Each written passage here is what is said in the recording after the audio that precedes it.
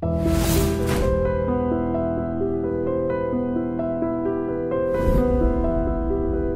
తండ్రి గారికి ఎంతమంది సంతానం? ఇద్దరు. మీరు పెద్దవాళ్ళ? నేను పెద్ద.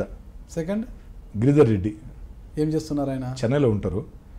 ఐవీఆర్సీఎల్ పేరున్నారా? ఐవీఆర్సీఎల్ మంచి కన్స్ట్రక్షన్ కంపెనీ, దేశంలో కాంట్రాక్ట్ సంస్థ. దానికి ఆంధ్ర కేరళకి రెండింటికి హెడ్గా ఉన్నారు. వ్యాపారస్తుడు, మంచి ప్రముఖ వ్యాపారస్తుడు, మంచి ఆర్థికంగా స్థితివంతుడు. మా తమ్ముడి మద్దతు లేకుంటే ఈరోజు రాజకీయంగా లేదు.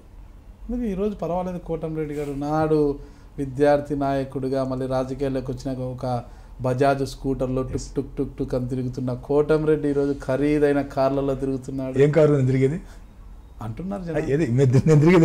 నేను చూడలేదు. ఖరీదైన కార్లలో ఇన్నోవా టాప్ ఎండ్. ఇన్నోవా లేదు, టాప్ ఎండ్ కాదు, మామూలు కారే.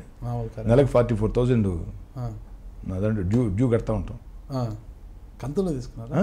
అంటే ఐటీ రిటర్న్స్కి పనికి వస్తుందనే అంటే కాదు నాకు. అంటే ఒకటి నాగరాజు గారు, మీకు తెలియదని కాదు, ఐ డ్రీమ్ ఇంటర్వ్యూ కాబట్టి ఏదో అడగాలి కాబట్టి అడుగుతున్నారు తప్ప నా ఆర్థిక స్థితి ఏందనేది అందరికీ తెలుసు. అలా ఏం లేదు. ఎమ్మెల్యే కాకముందు కోటంరెడ్డి గారి స్టైల్ వేరే, ఎమ్మెల్యే అయ్యాక ఆయన వ్యవహార శైలి కావచ్చు, స్టైల్ కాదు మారింది. ఎమ్మెల్యే ఎప్పుడు అయింది? నేను 2014. నా కారు 2000లో ఉంది. నా కారు 2000లో ఫస్ట్ మారుతి. ఖరీదైన కారు దాబెట్టారు ఎక్కడైనా బయటికి వెళ్ళినప్పుడు? కాదు 2000లో మారుతి 800, 2001లో మారుతి జన్, 2004లో ఫోర్డ్ ఫేస్తా. అప్పుడే ఒక 1 year అటు ఇటు వెర్నా. అర్థం కదా? అంటే ఇప్పుడు ఎమ్మెల్యే 10 ఏళ్ల ముందే కారు ఉంది. ఆ ఫోర్డ్ ఫేస్తా కంటే ఆ వెర్నా కంటే అంత గొప్ప కారు. ఇన్నోవా ఖరీదైన కారు లేదంటారా? అంటే ఇన్నోవా ఉంది, మరి స్కార్పియో ఉంది. First Scorpio. ఇలాంటి విమర్శలు చేస్తున్నారు. అంటే కోటంరెడ్డి గారు ఎమ్మెల్యే కాకముందు ఒక లైన్ అండ్ లెంత్లో ఉండేవారు, కొద్ది పద్ధతి ఉండేది. ఇప్పుడు ఆ పద్ధతి మారింది, ఆయన వ్యవహార శైలి మారింది.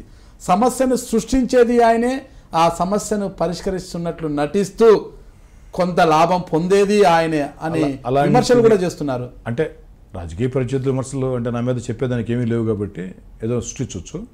మీ ద్వారా అడుగుతున్నాను నాగరాజు గారు, ఏదైనా మీ నోటీస్లో ఉంటే చెప్తే సరి చేసుకుంటా. రాజకీయంగా మీకు శత్రువులు లేనప్పుడు ఇలాంటి విమర్శలు ఎందుకు వస్తున్నాయంటారు? ఒక ల్యాండ్ సెటిల్మెంట్స్ ఎక్కువైనా ఈ మధ్యన భూ సెటిల్మెంట్ ఏది వచ్చినా కూడా సమస్యను సృష్టించేది ఆయనే, అవతల పార్టీ నుంచో ఇతర పార్టీ నుంచో కొంత లాభం మూట చెప్పుకున్న తర్వాత పరిష్కరిస్తున్నట్టు నటించేది ఆయన. నేను మిమ్మల్ని అడుగుతాను నాగరాజు గారు, మీరు ఇంకో 2 days నెల్లూరులో ఉండండి. నా ప్రత్యర్థులు చెప్పే మాటలు ఆధారాలుగా దాన్ని ఏదో ప్రామాణికంగా తీసుకోండి. దీన్ని అయా కోటంరెడ్డి సదారెడ్డి గారు ఇలాంటి పనులు చేస్తున్నాడు అని చెప్పని తీసుకోండి, మీరు విచారించండి. మీరు వచ్చి నాకేం ఆధారాలు చూపించబడలే, వాళ్ళు చెప్పింది నిజం అని చెప్పి మీరు చెప్తే, మీరు ఏమి చెప్తే దాన్ని కట్టుబడి ఉంటా. ఒక్కసారి ఈ సమస్య నుంచి మనం ఒక్కసారి వెనక్కి వెళ్తే, ఏబీవీపీ నుంచి మీరు ఎమ్మెల్యే కావాలని ఒక లక్ష్యంతో కాంగ్రెస్ పార్టీలోకి వచ్చారు. అప్పుడే సుదీర్ఘ రాజకీయ అనుభవం ఉన్న ఆనం సోదరులు ఇక్కడ పాతుకుపోయారు. అంటే వారి దగ్గర ఎలా ఉండింది పరిస్థితి? అంటే ఒక ఎమ్మెల్యేగా అవుతామని ఎప్పుడైనా అనుకున్నారు? అంటే వాళ్ళని కాదనుకొని వాళ్ళ మద్దతు లేకోకుండా వాళ్ళు సహకరించకపోతే ఎమ్మెల్యే అవుతాము అన్న ఒక. అంటే నేను 87లో కాంగ్రెస్ పార్టీలో జాయిన్ అయ్యా. వివేకానంద రెడ్డి 90లో కాంగ్రెస్ పార్టీలోకి వచ్చాడు. ఆయన తెలుగుదేశం అప్పుడు దాకా. ఓకే, 1990 దాకా ఆనం వివేకానంద రెడ్డి తెలుగుదేశం. నేను 87లో కాంగ్రెస్ పార్టీలో జాయిన్ అయ్యా. మీరు పార్టీ కాంగ్రెస్ పార్టీ ఆయన 90లో తెలుగుదేశం సోదరుడు ఆనం.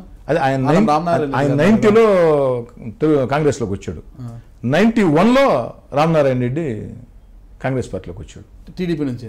అంటే కాంగ్రెస్ పార్టీలో వారికన్నా ఆనం సోదరుల కన్నా మీరే అంటే సీనియర్లు అంటారు. అంటే రాజకీయ కుటుంబం, వారితో మనకు పోటీ కాదు. కానీ అంటే ఈ రోజు కాదు, ఆ రోజుల్లో ఒక యోజన కాంగ్రెస్ నాయకుడిని, వాది రాజకీయ కుటుంబం. అప్పటికే Ramanarayana Reddy ex minister, Vivekananda Reddy ex municipal vice chairman.